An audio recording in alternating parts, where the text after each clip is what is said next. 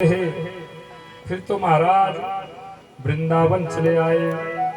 वृंदावन में खूब गैया चराई, खूब बंसी बजाई और 11 वर्ष के भगवान श्री कृष्ण कंस वध के लिए मथुरा आ गए।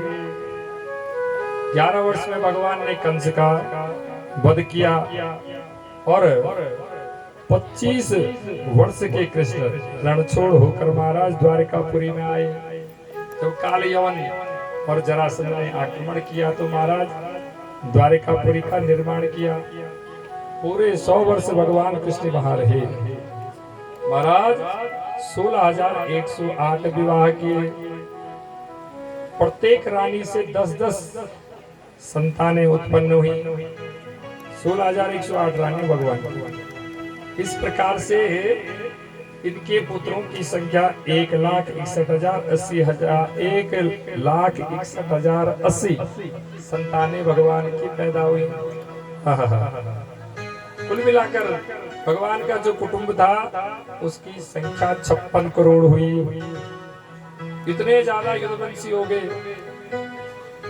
अब तो सारे संसार में युद्धवंशी ही रहेंगे। इसलिए भगवान ने स्वयं इस वंश का नाश करके 125 वर्षों में परम धाम को पधार गए, अपने गोलोक धाम को चले गए। बोलो श्री कृष्ण भगवान की जय। परीक्षित महाराज ने कहा कि कृष्ण कथा हो गई। सुखदेव मुनि ने कहा हो तो गई, पूरी कथा सुना दी। कहा नहीं महाराज, राम कथा बड़ी संक्षेप में सुनी, कृष्ण कथा संक्षेप में नहीं सुननी है। कथितो वंश विस्तारो बहुता सोम सूरयो अज्ञाचो वंचाना चरितम परमाद्भुतम। महाराज एक कृष्ण कथा अब विस्तार से सुननी है। भगवान ने कहा कि तेरा कृष्ण के प्रति ऐसा क्या अनुराग है, कौन सा संबंध है तुम्हारा कृष्ण से? तो कहा महाराज मेरे पितामहों पर उन्होंने बड़ी कृपा की है। पितामह में समरे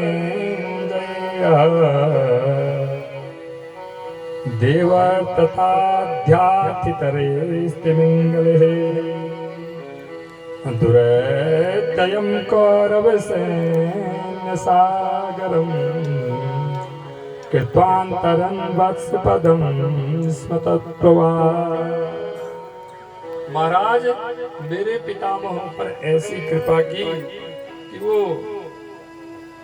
महाभारत का जो युद्ध था वो एक महासागर जैसा था और भगवान कृष्ण के होने पर मेरे पितामह उस को ऐसे पार कर गए जैसे कोई बछड़े के पद के